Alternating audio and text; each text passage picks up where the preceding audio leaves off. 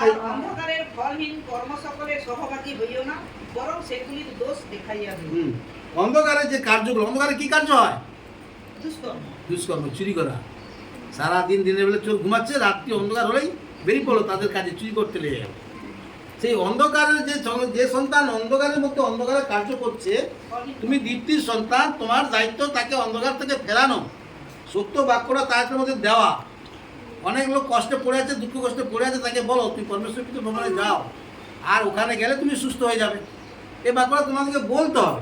তোমাকে পরমেশ্বর পিতা এই প্রচার কার্য করার জন্য তোমাকে মনোনীত করছে, কিন্তু আমরা বলিনি কেন?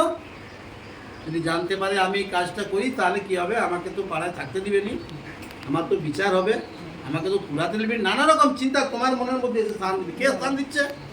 শয়তান তোমার মনের মধ্যে বাস হচ্ছে। তোরা চাপা দেওয়ার জন্য, যে সত্যটা তোমার মুখটাতে বলতে চাইছিলে, সেই সত্যটাকে চাপা দেওয়ার জন্য শয়তান তোমাকে চাপ নিবে, এসে ভাড়া সৃষ্টি করবে তোমাকে।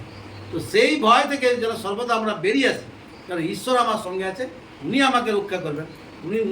উনি তো আমার মুখ থেকে উনি বলবেন, যেমন যিনি বলবেন তিনি সত্যটাই বলবেন, মিথ্যা যেন বলবেন। সেই সাহসটা যেন আমরা রাখি, আর সেই ঈশ্বরের বাক্যগুলো প্রচার করতে থাকি। দেখবে তোমার সেই প্রচার কার্যের ফল পরমেশ্বর পিতা তোমার তার মান্য তোমাকে তার পরিশ্রম দিবে। কিন্তু আমরা যদি সেই কার্য না করি, সেই পরিশ্রম যদি না করি, আমরা কি ফল পাবো? আমরা ফল পাবো না। যেন আমরা সেই ফল পাওয়ার আশায়, লোভের নয়, ফল পাওয়ার আশায় ঈশ্বরের কার্য যেন আমরা করতে থাকি।